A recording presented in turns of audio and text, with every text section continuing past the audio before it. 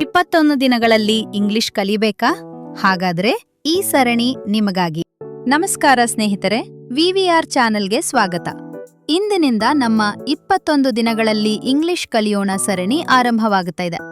ಪ್ರತಿದಿನ 20 ಉಪಯುಕ್ತ ಇಂಗ್ಲಿಷ್ ಪದಗಳನ್ನು ಕನ್ನಡ ಅರ್ಥದೊಂದಿಗೆ ಕಲಿಯೋಣ. ಬನ್ನಿ ಶುರು ಮಾಡೋಣ.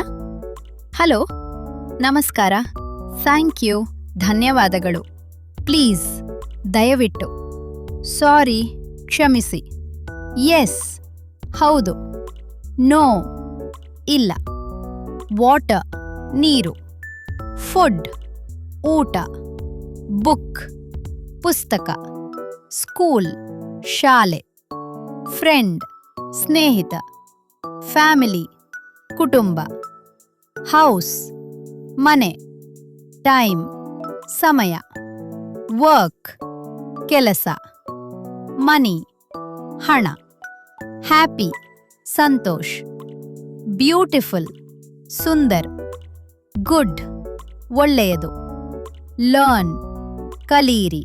ಈ 20 ಪದಗಳನ್ನ ಒಂದು ಬಾರಿ ಮತ್ತೆ ಓದಿ ಅಭ್ಯಾಸ ಮಾಡಿ. ನಾಳೆ ಡೇ 2ರಲ್ಲಿ ಇನ್ನೂ 20 ಹೊಸ ಪದಗಳನ್ನ ಕಲಿಯೋಣ. ವಿಡಿಯೋ ಇಷ್ಟವಾದರೆ ಲೈಕ್ ಮಾಡಿ, ಶೇರ್ ಮಾಡಿ ಮತ್ತು ವಿವಿಆರ್ ಚಾನೆಲ್ ಅನ್ನು ಸಬ್ಸ್ಕ್ರೈಬ್ ಮಾಡಿ. ಧನ್ಯವಾದಗಳು.